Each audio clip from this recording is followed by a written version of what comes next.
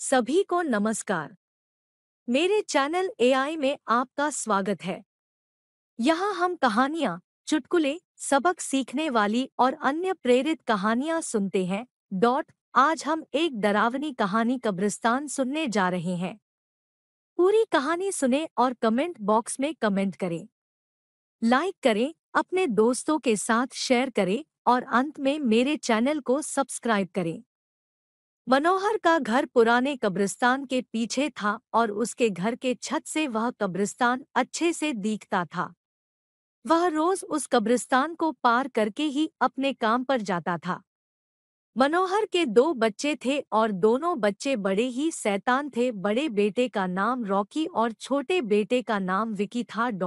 एक बार गर्मी की छुट्टियों में रॉकी और विकी की बहन सोनिया भी आई हुई थी।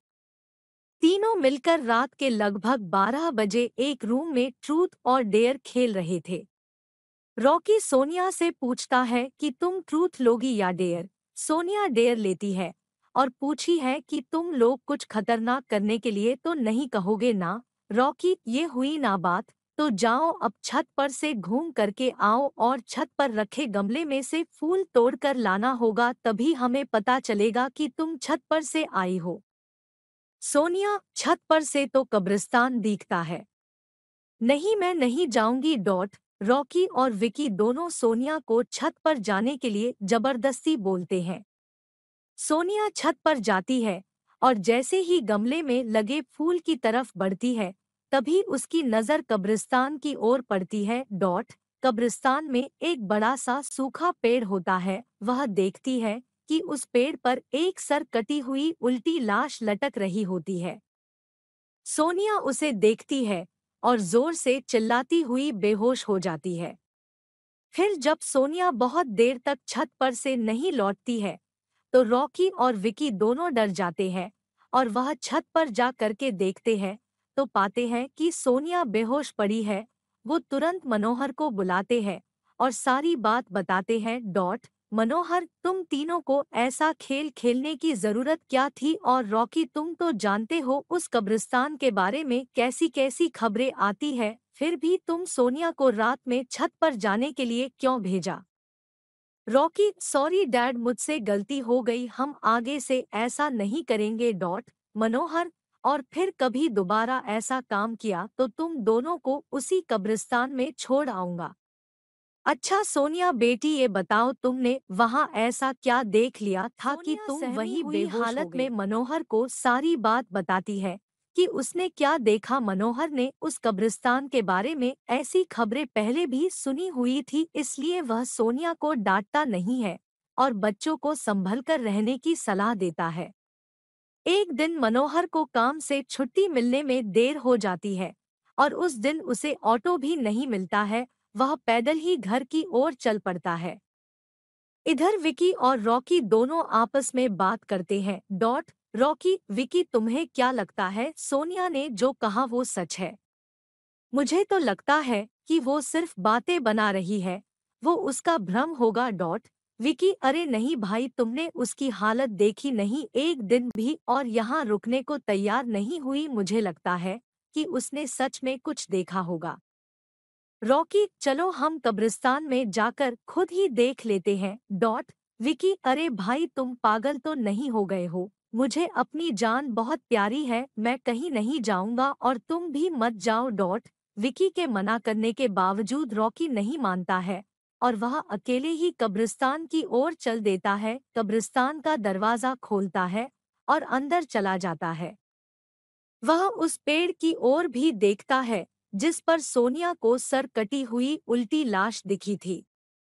रॉकी खड़े होकर उस पेड़ की ओर देखता है, तभी एक अदृश्य हाथ उसके पैरों को पकड़ लेता है। रॉकी डर जाता है और जोरों से चिल्लाने लगता है, बचाओ, बचाओ, छोड़ दो मुझे, मुझसे गलती हो गई, मैं फिर कभी यहाँ दोबारा नहीं आऊंगा। दूसरे कोने पर एक कब्र होती है जो कि खुली हुई होती है।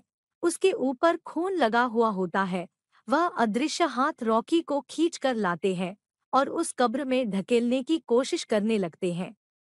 रॉकी चिल्लाता है, छोड़ दो मुझसे गलती हो गई, मैं फिर यहाँ कभी नहीं आऊंगा, मुझे मत मारो, मुझे जाने दो। मनोहर काम से पैदल घर पहुंचने वाला ही होता है। जैसे ही वह कब्रिस्तान से गुजरता है, उसे रॉकी की आवाज सुनाई देती है। मनोहर, ये क्या, ये तो रॉकी की आवाज लगती है, ये तो कब्रिस्तान से आ रही है, मुझे जा करके देखना चाहिए। मनोहर कब्रिस्तान में चारों ओर देखता है, लेकिन रॉकी कहीं नहीं दिखाई देता है। वह घर लौटकर आ जाता है और विकी से पूछता है कि रॉकी कहाँ है। विकी, पापा मेरे बार बार मना करने के बावजूद भी रॉकी कब्रिस्तान में चला गया। वो जानना चाहता था कि सोनिया जो कह रही थी वो सच है या समय नहीं। बिल्कुल भी नहीं है। जाओ, घर के मंदिर में शंख में जो जल रखा है वो जल्दी से लेकर आओ, हमें रॉकी को खोजने कब्रिस्तान जाना पड़ेगा। विकी वो जल लेकर आता है। मनोहर और विकी कब्रिस्तान में जाते हैं। मनोहर जल छिड़कता है, फिर उसे किसी के घसीटने का निशान दिखाई देता है। वह समझ जाता है और फिर उस निशान का पीछा करते हुए उस कब्र तक पहुंच जाता है। मनोहर कब्र के आसपास वो जल छिड़कता है। कब्र से अजीब अजीब सी आवाजें आती है। विकी बहुत डर जाता है। मनोहर, मुझे लगता है कि श्रापित प्रेत आत्माओं ने रॉकी को इस कब्र के अंदर कैद कर लिया है। हमें जल्द ही इसे निकलना होगा। तुम ये पवित्र जल आसपास छिड़कते रहो, इससे हमें वो प्रेत आत्माएं कोई नुकसान नहीं पहुंचा पाएंगी। मैं कब्र को खोलने की कोशिश करता हूँ। मनोहर उस कब्र को खोलने की बहुत कोशिश करता है। अंत में वह कब्र खुल जाती है। उसके अंदर रॉकी लथपथ बेहोश पड़ा होता है। मनोहर रॉकी को लेकर हॉस्पिटल जाता है। उसकी हालत बहुत गंभीर होती है। उस दिन के बाद मनोहर उस घर को छोड़कर शहर से दूर एक दूसरे घर में अपने पूरे परिवार के साथ रहने चला जाता है। यह कहानी सुनने के लिए धन्यवाद। अगर पसंद आए तो कृपया कमेंट बॉक्स में कमेंट करें, लाइक करें और अपने दोस्तों के साथ शेयर करें।